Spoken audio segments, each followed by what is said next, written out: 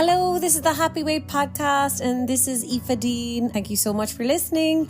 So today I'd like to chat about notes from calls. I just kind of had that idea in my head the other day that whatever takes place on like the next 3 or 4 calls, I'm going to make a podcast into that. So yeah, it's Monday morning and I've had 2 calls already today. And then I had a lovely one as well when I finished up for a long weekend on Thursday. And I'm going to chat about what came up in that. And it's funny because I kind of think, you know, sometimes, especially with my clients, I'm like, oh my God, are we all living the same lives? You know, like all quite lucky, you know, in a developed country that doesn't have war or anything, in our 30s or 40s, maybe friends and family around and stuff like that. But sometimes I'm like, oh my God, we all have the same lives, you know. Maybe get together for a birthday at a weekend with all the siblings and the nephews and nieces and the grandparents and all of those things, or going away for girly weekends. So I know exactly all the time what my clients are on about. And I suppose having the benefit of coming out of my own eating and weight issues myself, and I suppose redefining who I was in different situations little by little, like no longer keeping the dynamics that I used to have when I had an eating and weight problem. So all of that takes time, especially with stuff like going to those family events. It's very easy to slip into old dynamics. If it's historically, you've had conversations with your mom, your sisters, whoever, about weight and eating and, you know, the next great thing to do, the next great diet or whatever, like breaking all those habits now that you want to be free of eating and weight issues, you know, it all takes a little bit of time. But yeah, so I'll start with one of the calls this morning I had. And actually, whenever a client is saying like lots of nice things, you know, that like they feel so much better, they're free, they're happy, all of these things, I just have a tradition of blessing myself. Like I bless myself every time, you know, just to really, I suppose, take it in and acknowledge it and have the gratitude. So if you're ever walking by the Happy Weight office in Cork and you see a woman furiously blessing herself a million times, just know it's me and I'm on a nice call probably where someone is in a really good place with it all. This morning there was one of those calls and the woman, she's in a really cool place and, you know, I think, however, you know, because everyone I work with is very, very different. I think, you know, there's always a factor of someone being really ready to change. And then there's always a massive factor as well of trust, that basically they like the cut of my jib or whatever, and they're just willing to really trust and go with what I'm saying, you know, because a lot of my advice is the opposite of dieting, and it would have to be because slim people don't diet. So, you know, it's really great when either it's a combination probably of someone being just so done with where they've been the last 10, 20 years. And then also massive trust and faith in me that I am going to take them to where they want to be. And like this client anyway, it just seems like that first day, you know, like a lot of clients, there was crying, you know, all that pent up like emotion from just the sheer pain and ups and downs of having eating and weight issues for such a long time. But equally, she absorbed all the guidance and she went with it. And you know, we're all hormonal from time to time. We all get bad news from time to time. So she's having her ups and downs, but she's certainly having a lot more ups than downs. And the downs, of course, are crazy important because unless people have blips and massive blips during the program when they're working with me, how the hell can I help them with blips? Because, you know, how we sign ourselves up for calling ourselves a disappointment or our willingness to call ourselves bad, our body bad, a day bad.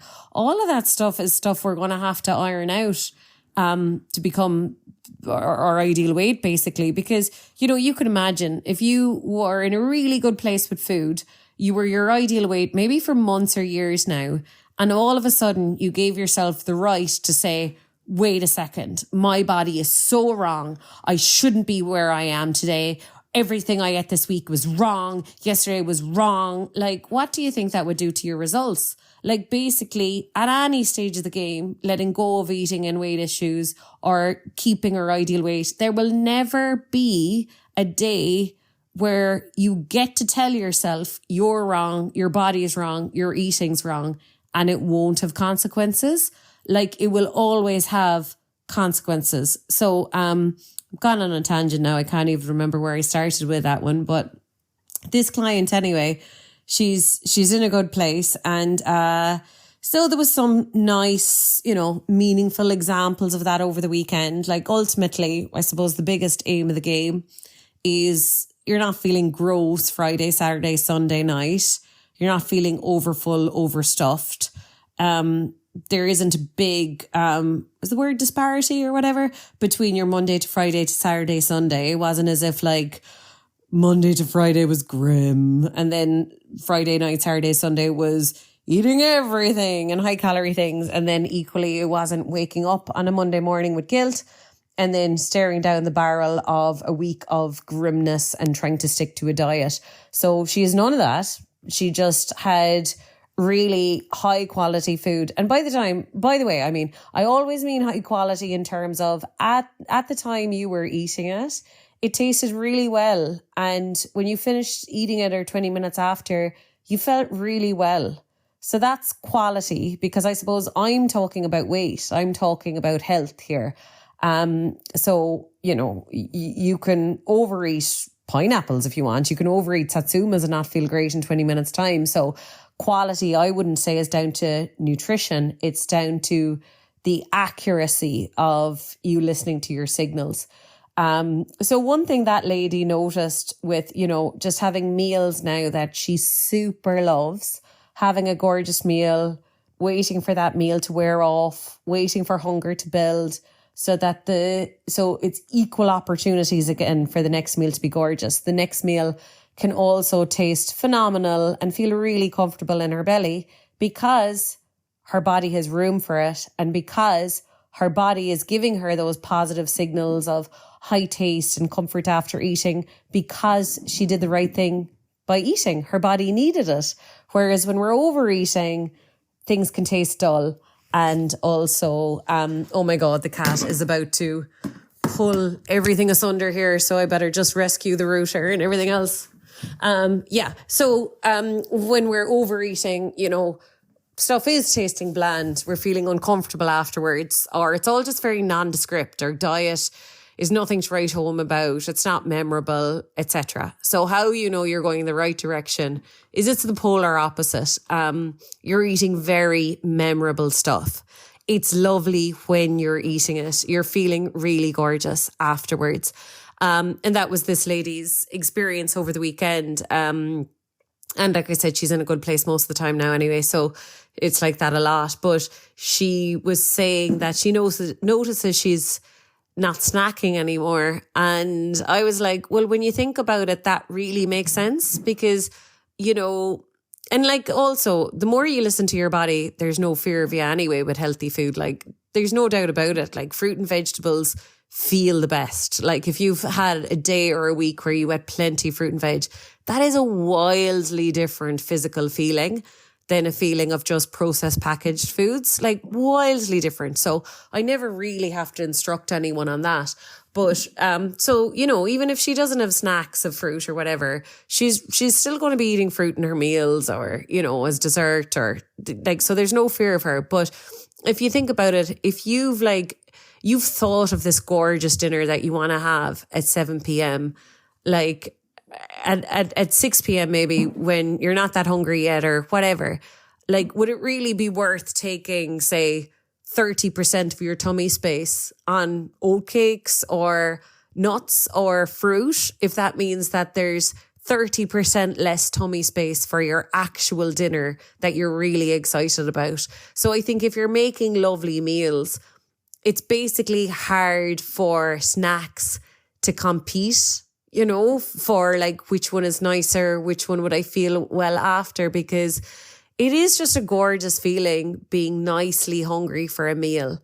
and then it tasting lovely and feeling lovely after it. And that's a very different experience than sitting down to a meal when 60% of your belly is already full on fruit and nuts or Rivita or something like that. So the more you're having gorgeous, worth waiting for meals, snacks just don't come into it. And not having snacks is, I'm pretty sure it's one of the blue zone things as well. You know, people living long lives, they're not snacking as much. Of course, it kind of comes under a similar vein to like the fasting diets where like you're just letting your body catch up. Like it's just not a constant stream of traffic with food. Like you're letting your organs catch up on what they've already eaten, and you're letting them be good and ready for the next thing that you're eating. So I suppose I've covered that one. Then the next thing that was kind of, I suppose, new or a sign she's in a different headspace is, her son offered to make a nice meal. And, you know, he was going out getting stuff for it or whatever. And I think her husband wanted it. He wanted it. Maybe another sibling wanted it.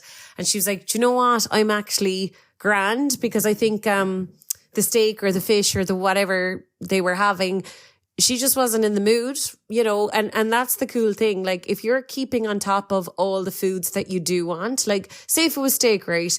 And she wanted steak on Wednesday night and she had steak on Wednesday night. Well, she's kind of probably scratched that itch. So if someone then is offering, do you want steak now tonight? It's not a willpower thing.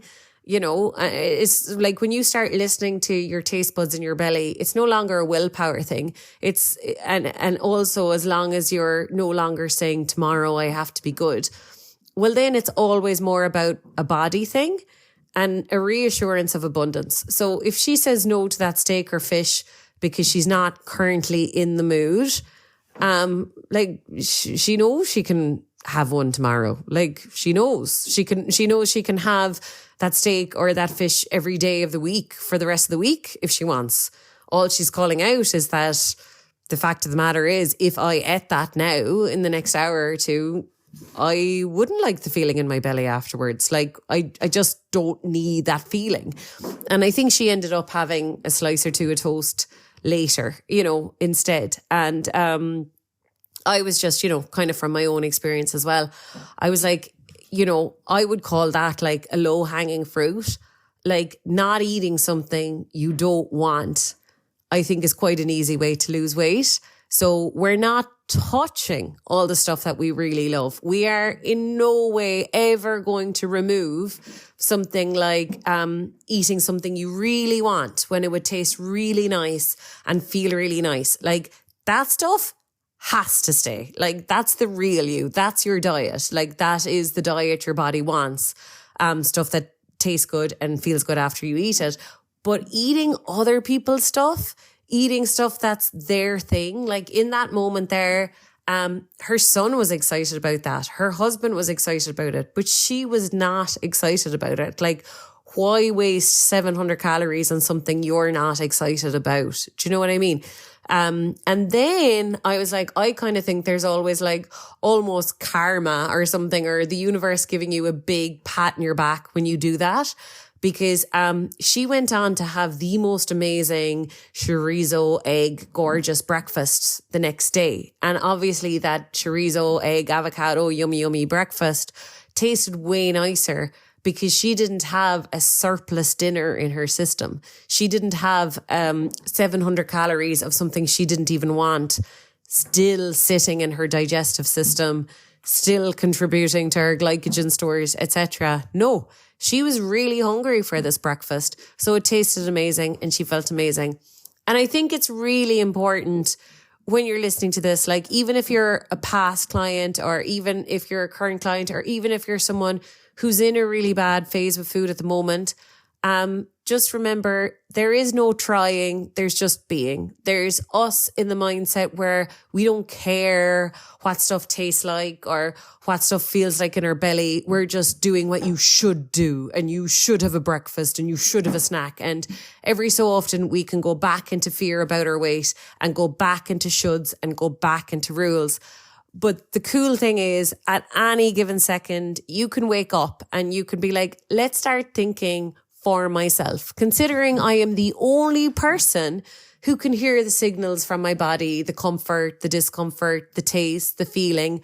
How about I just start clicking right back into that? Because am I over full now? Like maybe it's 1 o'clock and maybe I absolutely don't need lunch, or maybe actually the dinner I thought I was having later this evening, I don't like that dinner, or I'm not excited about it, or it's not worth waiting for. I know I'm probably going to have 4 snacks before that dinner because it's so unexciting. And just remember, there's no like qualifying thing that you have to do to start listening to your body. Like as in, your body will never give up on you. Like it will always be giving you signals. And then it's just up to us whether power of the mind is going to override those signals. Are we going to make ourselves eat stuff we're not hungry for? Are we going to make ourselves finish packets we're no longer enjoying? Are we going to make ourselves eat stuff that isn't even tasting that nice?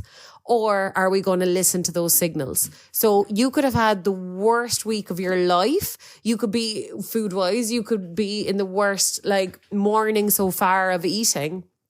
And right now, I give you full permission to completely change your day and just make a ton of nice food memories. And making nice memories will always involve being really picky, really discerning, really listening to your taste buds, really having a think about what you want, what you don't want, and being present in the moment when you're eating it. And of course, bowing out when your belly says it's time to bow out. So this isn't up to you. This isn't up to logic, IQ, intelligence, education. It's not up to any of those things. When your belly says it's done, it is done, So that was a lovely call. And, like I said, it's great crack, when people are in, those phases. And, because I kind of think when we've experienced that, right, no one can take it off us. If we've had one day in our life or even one meal in our life where we actually listened to our taste buds, listened to our belly, left the meal feeling lucky and like it was very pleasurable and we weren't missing out. If we've had one meal ever, well, then we know how slim people do it. That's how slim people do it.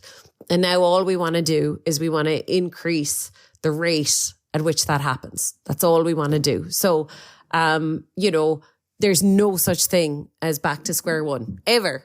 No such thing. And I was thinking this walking down the road to my sister-in-law this morning. I think about work a lot, to be honest, but I was just kind of thinking, when a toddler is having a fit, like a tantrum, like they'll say stuff they don't mean. Like they'll be like, I don't love you, mommy.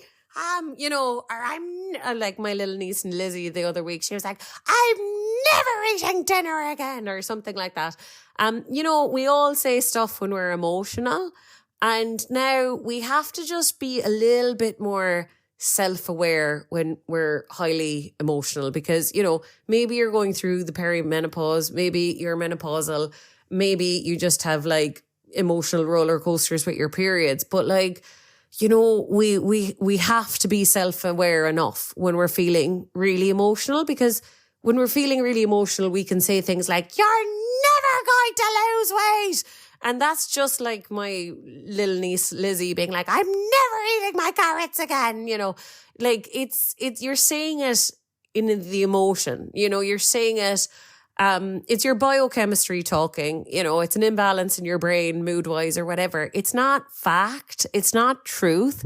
So there's never a game over situation. So we really have to call time on those over the top dramatic statements like, you've never changed. You'll never change. It's like, okay, come on. Let's pull up our socks and be an adult here for a second. Like we can be moody and let's ride out the wave of the crazy. Let's coexist with the crazy. Let's know we're going to have some over the top thoughts, some very damning final thoughts today about things, but also let's be self-aware enough to, know that this too shall pass. So yeah, slight little tangent there again, but I felt it was really important to always say that stuff. Another client I had, she was down at home for her birthday, and like I said, her siblings, the nieces, the nephews, the in-laws, the grandparents, the whole shebang. And I thought it was funny because I was like, oh my God, this could actually be my life. You know, I've brother-in-laws that maybe their wives would disagree with me, but I think on the whole anyway, they have not had emotional eating issues in their life, as far as I'm aware. They're not emotional when it comes to their weight, because I work in this every day. So I can tell someone, you know, it's very easy with the comments with a lot of things when someone has, you know, the bones of disordered eating, bad body image, etc. It's very clear when someone has that stuff versus when it's not a big issue in their life, actually. And I would notice with my brother-in-laws that, like, you know, they'll do stuff like increase their exercise or try fasting or whatever. Like you know, but I kind of think the big difference between, say, emotional eaters and people who have body image stuff, and then people who are in a good place is honestly emotion. Because like they will be, if they start 5'2" this week or whatever, if they increase their exercise or if they have like a gym challenge or whatever, it's curiosity. They're curious about feeling better. They're curious about doing something for their health. Like, but when we're in an emotional place, it's not coming from a place of love. It's not coming from a place of curiosity. It's coming from a place of desperation. It's that like, I hate my body. What the hell can I do to make it change and change fast? So we're not really looking out for the best interests of our health or our body. We just want our body to change because we hate it. Do you know what I mean? So very big differences. But this lady was saying anyway that brother-in-law or partner or whoever, you know, he didn't want cake. And it's like, no big deal. That dude has a good relationship with food. So if he wants to buy a slice of cake when they're driving home, like they'll pass how many shops? He'll get his hands on a piece of I was about to say carrot cake. Shows how my brain works. I love carrot cake. He can get his hands on cake. How many shops will they be passing? Potentially passing shops that have better cake than whatever the family had out. And if he wanted cake tomorrow, no biggie, he'll buy cake tomorrow. And then it's interesting because maybe some of the people being like, why doesn't he have cake, and get him a piece of cake, and do you know, all of that, like they do struggle with weight. So the thing is that someone who doesn't struggle with weight is very self-regulated. So that client as well was saying like, you know, that same person who's well regulated might be leaving, you know, half glasses of orange juice around the place or coffee or whatever, or like, you know, and if you see someone doing that, or if you can do that, it's like, that is class. Like that is intuitive and self-regulation. You know, that is really impressive, really, because if you know that your body feels really comfortable after 4/5 of the glass of orange, but that last 1/5 of the glass of orange might make you feel less comfortable, so you're not having it. Like, that's very clued in, you know, because like, how many calories in the difference? There's no calorie in the difference. Like, there's not much of a calorie difference, I mean, but your regulation is so aware of every calorie. So the comfort, discomfort feeling in your belly is so aware of the calories and everything. Whereas someone who isn't self-regulated would be just working on rights and wrongs, do's and don'ts, goods or bad. So like, say for instance, if it was the granny pushing the cake on the brother-in-law, that granny might have had weight issues her whole life. And I think in this case, they did. Do you know what I mean? So the granny might be like, you have cake now, you know, and then in the same breath or like an hour later, and this actually happened, the woman would be commenting on, geez, she ate a lot of those chocolate bars yesterday. Your sister ate a lot of those chocolate bars yesterday. So basically, the common denominator is if that woman approves of it. It's right if that woman approves of it. So I think you should be eating cake now when everyone else is eating cake. And I do not think you should be eating 3 little fun-sized bars when no one else is eating them. So the common denominator is control. And that's, you know, a lot of us would have grown up with that. So the common denominator of our mother's way of encouraging us to eat it was, I think you should finish the plate now. when we're already full, and another time the child would be hungry and they're like, well, I don't believe it is a good time to give you food. So basically, that's how you train someone to not be regulated. You make them eat more when they're already full, and then you don't let them eat when they're already hungry. And that's what we would have done to ourselves if we've done lots of diets. And if we're in disordered eating, there'll be days that our belly is absolutely full, absolutely uncomfortable. And we'll be like, that has nothing to do with anything. I'm giving myself permission to have a cheat day. So permission to eat more is actually more important than what my stomach says. So that's real childhood stuff as well. If we learned that permission is more important than your stomach. So yeah, I think that's something to look out for. And then no matter who it is in our life, if it's a best friend, if it's a mom, if it's a well-meaning sister, whoever it might be, just be aware that fear is contagious. And like, say when everyone at that party was making a fuss of that guy not having cake, that was coming from a place of fear, right? Because disordered eating is always fear. It's always fear that, why is he missing out on his chance to have cake? And sure, to him, he's like, I'm not missing out on my chance to have cake. Like, cake, there's no fear of me in cake. Like, I can have cake anytime tonight. I can have cake anytime tomorrow. Whereas for the person saying, oh, geez, he's not having cake, in their head, there's restriction. They very well might be having a last hurrah of a Sunday now with family, and tomorrow they're planning no cake then after today. Do you know, I'll be really good now tomorrow and for the rest of the week after this family party, I'll be really, really good. So they're not saying cake is abundant. They're saying cake is restrictive.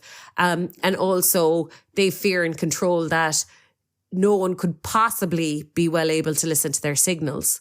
So signals don't come into it. It should be permission. So, you know, that guy feeling too full to eat cake didn't matter to that person, because she's like, no, you shouldn't listen to signals. You should just have rules, you know? So my point there being that if there's someone in your life a bit like that, or, you know, obviously maybe you see yourself in that and you've been like that. And if you're listening to this podcast, maybe you're hoping to get out of eating and weight issues and no longer be like that. But I think it's important to notice that like fear can be contagious. So, you know, if someone's like, you've already had breakfast and now you're having more. Like, if we've had a history of eating and weight issues, that's going to be like, oh shit, she's right. Oh my God, I'm eating way too much today.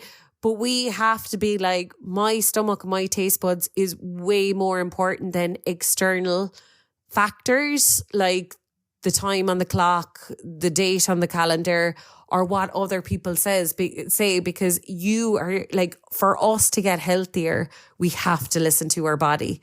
So that's why I kind of think it's so important to be kind of like, the ultimate goal, right, is how often can we be acting like someone who doesn't have a weight problem or food issues. So they have the coolest relationship with food, because that will always steer you way more precisely than calories. So like, say for instance, if someone was really eating like a slim person, eating like, not like a dieter, not like in a controlled way, but just an absolute food connoisseur, loved having a beautiful time with food, loved feeling really well after food. Well, that would mean that whatever they ate for breakfast this morning, they obviously picked something that tasted really lovely to them. And they obviously stopped once they achieved that gorgeous feeling in their belly. So they had no interest in eating something that was subpar, and they had no interest in making themselves feel uncomfortable. And the cool thing about that is your signals are relative. So if what makes you feel full one morning could be 200 calories, what makes you feel full another morning could be 800 calories. But by you listening to like, what tastes good and when is my belly perfectly done, that means you've hit the nail on the head.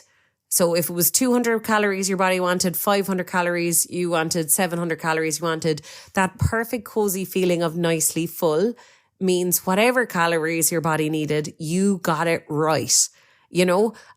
Whereas if someone was like 500 calories is too much and 100 is too little, that means they'll kind of more times than not be either overeating or undereating.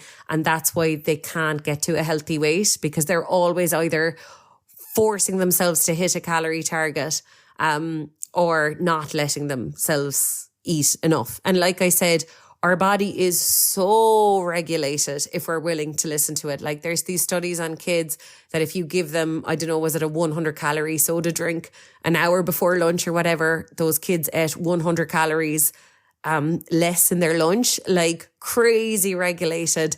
And like I said, with my client's husband, he might leave like a quarter of a glass of orange juice. Like that's how well regulated he is. Like within 10, 20, 30 calories, your body knows. So us hitting the nail on the head of eating the right amount for our lean body mass, right?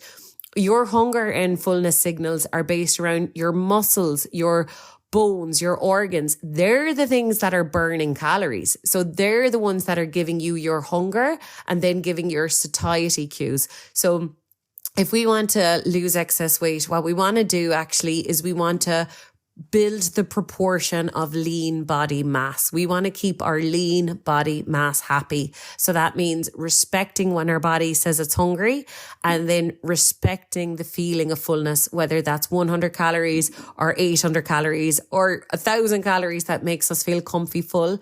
That is the right answer for that time. So I can't believe it's 31 minutes and I'm like, I barely touched on what I spoke with those clients with on the calls. But I hope that's refreshed your thinking a little bit. It's a massively, massively different world when we're getting out of an eating and weight issue. And especially if we've struggled since we were teenagers, it's like we have been looking at the whole food world, our body, etc., in a way that has not helped. And if everything I'm saying sounds kind of new or weird or the opposite of what you've already done, that's a really good sign, because it shows you it could get the opposite results. Thank you so much for listening. I'm on Instagram at happyweightaoife. I'm on TikTok. I'm on YouTube. And my website, of course, is happyweight.ie. If you want, the Happy Hypno Weight program is on there. People get a lot of success from that alone, or working with me one-to-one. So thank you so much for listening, and I'll catch you on the next episode.